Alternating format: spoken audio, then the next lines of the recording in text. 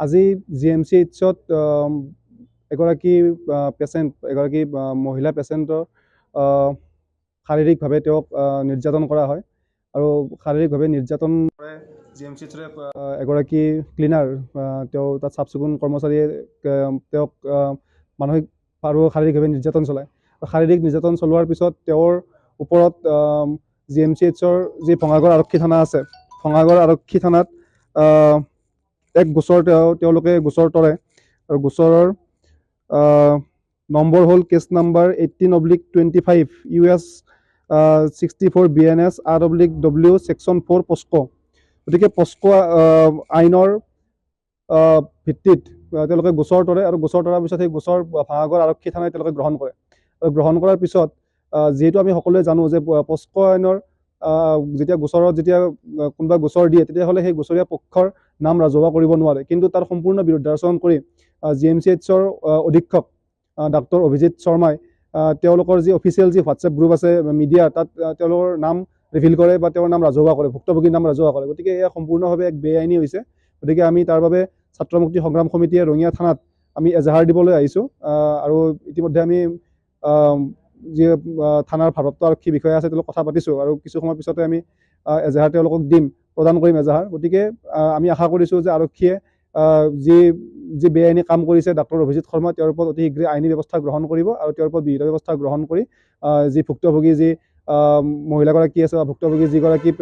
Patient আছে তেওঁক ন্যায় প্ৰদান কৰিব। আজি GMCHত এগৰাকী মহিলা পেচেণ্টৰ শাৰীৰিকভাৱে তেওঁক নিৰ্যাতন কৰা হয় আৰু শাৰীৰিকভাৱে নিৰ্যাতন কৰে GMCHৰে এগৰাকী ক্লিনাৰ তেওঁ তাত চাফ চিকুণ কৰ্মচাৰীয়ে তেওঁক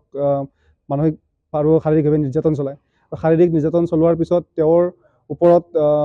GMCHৰ যি ভঙাগড় আৰক্ষী থানা আছে, ভঙাগড় আৰক্ষী থানাত এক গোচৰ তেওঁলোকে গোচৰ তৰে আৰু গোচৰৰ নম্বৰ হ'ল case number 18/25 US 64 BNS RWW section 4 POCSO. গতিকে পস্কো আইনৰ ভিত্তিত তেওঁলোকে গোচৰ তৰে আৰু গোচৰ তৰাৰ পিছত সেই গোচৰ ভঙাগড় আৰক্ষী থানাই তেওঁলোকে গ্ৰহণ কৰে আৰু গ্ৰহণ কৰাৰ পিছত যিহেতু আমি সকলোৱে জানো যে পস্কো আইনৰ যেতিয়া কোনোবা গোচৰ দিয়ে তেতিয়াহ'লে সেই গোচৰীয়া পক্ষৰ নাম ৰাজহুৱা কৰিব নোৱাৰে, কিন্তু তাৰ সম্পূৰ্ণ বিৰুদ্ধাচৰণ কৰি GMCHৰ অধীক্ষক ডাক্তৰ অভিজিত শৰ্মাই তেওঁলোকৰ যি অফিচিয়েল যি হোৱাটছএপ গ্ৰুপ আছে মিডিয়া, তাত তেওঁলোকৰ নাম ৰিভিল কৰে বা তেওঁৰ নাম ৰাজহুৱা কৰে, ভুক্তভোগীৰ নাম ৰাজহুৱা কৰে। গতিকে এয়া সম্পূৰ্ণভাৱে এক বেআইনী হৈছে। গতিকে আমি তাৰ বাবে ছাত্ৰ মুক্তি সংগ্ৰাম সমিতিয়ে ৰঙিয়া থানাত আমি এজাহাৰ দিবলৈ আহিছোঁ আৰু ইতিমধ্যে আমি যি থানাৰ ভাৰপ্ৰাপ্ত আৰক্ষী বিষয়া আছে তেওঁলোকক কথা পাতিছোঁ আৰু কিছু সময় পিছতে আমি এজাহাৰ তেওঁলোকক প্ৰদান কৰিম এজাহাৰ। গতিকে আমি আশা কৰিছোঁ যে আৰক্ষীয়ে যি বেআইনী কাম কৰিছে ডাক্তৰ অভিজিত শৰ্মা, তেওঁৰ ওপৰত অতি শীঘ্ৰে আইনী ব্যৱস্থা গ্ৰহণ কৰিব আৰু তেওঁৰ ওপৰত বিহিত ব্যৱস্থা গ্ৰহণ কৰি যি ভুক্তভোগী যি মহিলাগৰাকী আছে বা ভুক্তভোগী যিগৰাকী পেচেণ্ট আছে তেওঁক ন্যায় প্ৰদান কৰিব।